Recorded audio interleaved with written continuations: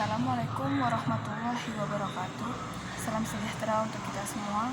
Saya Dinda Krisna Yolanda dari kelas Indralaya angkatan 2019. Dalam kesempatan ini akan menjawab pertanyaan-pertanyaan yang telah diberikan untuk memenuhi tugas ujian akhir semester mata kuliah perkembangan peserta didik. Baiklah, pertanyaan pertama yaitu jelaskan pentingnya mempelajari pertumbuhan dan perkembangan anak bagi seorang guru. Manfaatnya bagi pendidik yang pertama yaitu memberikan gambaran bagaimana proses perkembangan manusia sepanjang rentang kehidupannya beserta faktor-faktor yang mempengaruhinya yang meliputi aspek fisik, intelektual, emosi, sosial, dan moral. Yang kedua, memberikan gambaran bagaimana proses pembelajaran yang tepat yang sesuai dengan tahapan peserta didik. Pertanyaan yang kedua yaitu jelaskanlah faktor-faktor yang mempengaruhi pertumbuhan dan perkembangan anak. Faktor-faktor yang mempengaruhi pertumbuhan dan perkembangan anak terbagi menjadi dua, yaitu faktor internal dan faktor eksternal.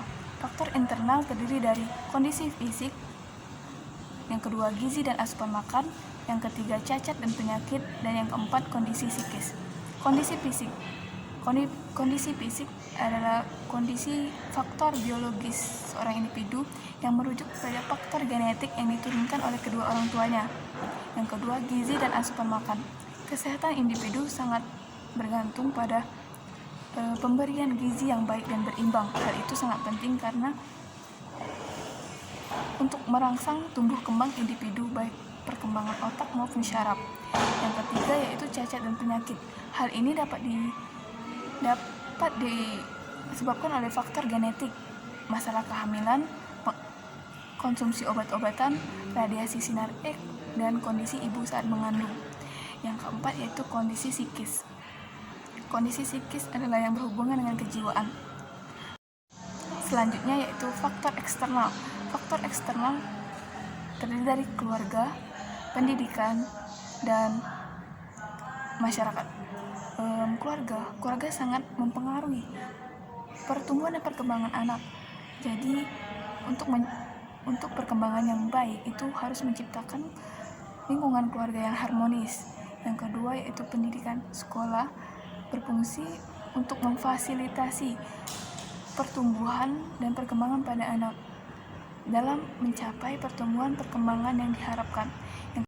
Yang ketiga yaitu masyarakat. Tempat anak-anak bergaul dan bermain dengan orang dewasa. Orang dewasa memiliki peran dan pengaruh tertentu dalam pembentukan kepribadian dan perilaku anak. Pertanyaan yang ketiga yaitu jelaskan hakikat pengalaman belajar anak. Pengalaman belajar adalah sejumlah aktivitas siswa yang dilakukan untuk memperoleh informasi dan kompetensi baru sesuai dengan tujuan yang dikehendaki. Pertanyaan keempat, deskripsikanlah secara singkat kaitan antar pertumbuhan fisik atau jasmani anak dengan perkembangan intelektual anak. Kaitannya antar perkembangan fisik dan intelektual anak itu sangatlah penting untuk melengkapi keberadaan fisik manusia. Kondisi fisik yang tidak sempurna atau cacat juga berkaitan dengan persepsi individu tentang kemampuan dirinya. Begitupun dengan ketidakmampuan intelektual yang bisa saja disebabkan oleh kerusakan syaraf, kerusakan otak, atau mengalami retardasi mental. Pertanyaan kelima, deskripsikanlah kaitan antara perkembangan intelektual dan emosional anak.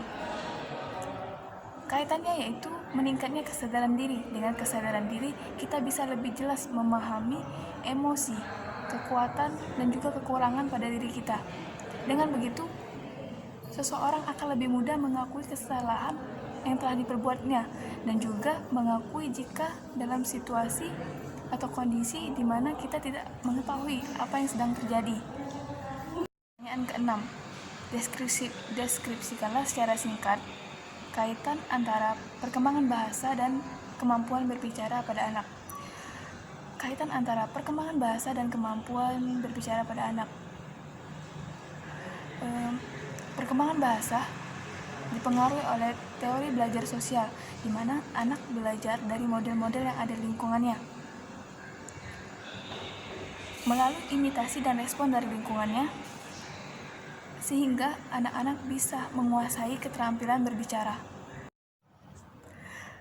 Pertanyaan ketujuh, jelaskan dengan bahasa Anda sendiri tentang perbedaan istilah kebutuhan, dorongan, dan motif. Sebutkan contoh dari masing-masing istilah tersebut. Yang pertama yaitu kebutuhan. Kebutuhan adalah segala sesuatu yang diperlukan manusia dan sangat penting untuk mempertahankan hidupnya, seperti misalnya makan, minum, istirahat. Kebutuhan sendiri ada kebutuhan primer, sekunder, dan tersier. Kedua yaitu dorongan. Suatu keadaan dalam dan luar yang kompleks diarahkan pada pencapaian suatu tujuan atau pemuasan suatu keperluan. Contohnya seperti jika tangan kita panas terkena api, maka kita secara refleks akan menarik dan mencari pertolongan. Nah, mencari pertolongan tersebut adalah dorongan sadar kita untuk mengobati tangan kita yang panas. Ketiga yaitu motif. Motif merupakan dorongan yang ada dalam diri manusia yang timbul dikarenakan adanya kebutuhan-kebutuhan yang ingin dipenuhi oleh manusia.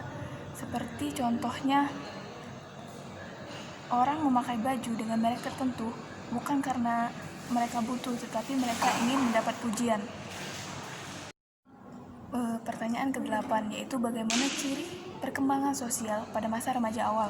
Perkembangan sosial pada masa remaja merupakan puncak dari perkembangan sosial pada fase-fase perkembangan. Pada masa remaja, pergaulan dan interaksi sosial dengan teman sebaya itu bertambah luas dan kompleks dibandingkan dengan masa-masa sebelumnya, termasuk pergaulan dan interaksi sosial dengan lawan jenis. Pemuasan intelektual juga didapatkan oleh remaja dalam kelompoknya dengan cara berdiskusi, berdebat, dan memecahkan masalah. Agar remaja bergaul dengan baik dalam kelompoknya, diperlukan kompetensi sosial yang berupa kemampuan dan keterampilan berinteraksi dengan orang lain. Sekian penjelasan dari saya untuk pertanyaan yang telah diberikan untuk memenuhi tugas ujian akhir semester. Lebih dan kurang saya mohon maaf. Akhir kata, wassalamualaikum warahmatullahi wabarakatuh. Salam sejahtera untuk kita semua.